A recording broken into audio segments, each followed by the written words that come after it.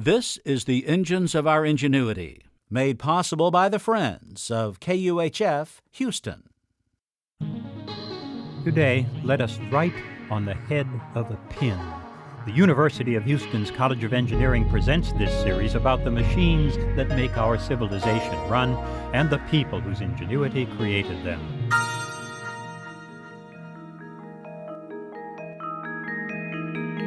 In 1959, Nobel Prize winner Richard Feynman gave a paper titled, "There's Plenty of Room at the Bottom." He asked, why can't we write the Encyclopedia Britannica on the head of a pin? When I was a kid, Ripley's Believe It or Not column told about jewelers who could inscribe the Lord's Prayer on the head of a pin. The head of a pin is a very tempting metaphor for smallness. Medieval philosophers once asked how many angels could dance on one. Now we ask how many words can dance in that tiny space. By now, your computer's hard drive, that little 4-inch square box, can already hold the contents of 1,000 large book volumes. Feynman's proposal no longer sounds very wild.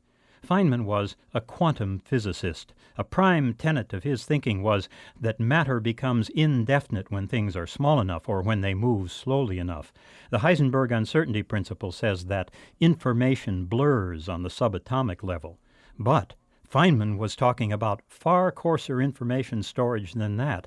He just asked, what's to stop us from reducing a single pixel of information down to the size of, say, 30 atoms? We should be able to do that with a fine optical system. That was in 1959. Today I got an email message about an ion beam system being developed at Los Alamos.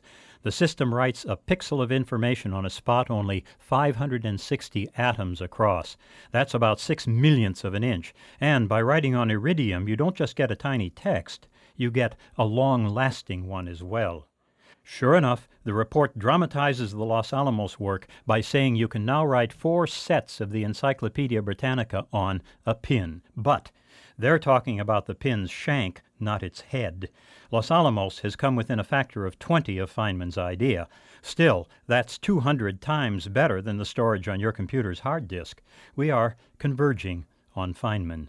Feynman also pointed out that DNA stores our genetic information right at the atomic level. We're really only trying to approach what already exists in nature. Feynman concluded by offering 2 prizes of $1,000 each out of his own pocket. One was for reducing print by a factor of 25,000. The other was for making an electric motor that would fit in a 1/64-inch cube. He had to pay the electric motor prize only a year later, but he died without paying the prize for reducing print. If Feynman had lived, the Los Alamos process still wouldn't qualify.